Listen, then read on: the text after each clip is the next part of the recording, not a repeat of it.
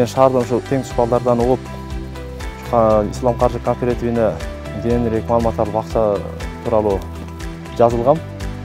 Мен алгач 30%-ын төгүп, анан 4 ай күтүп, анан ошо бүгүнкү күнү акча колума тийип турат. Алгандагы максатыбыз ошо мал чарбачылыгын өнүктүрүп, асыл тукум жылкылардан алып, бутка айылга, элге салым кошуп, ушуну өнүктүрүп өстүрсөм деген оюм бар.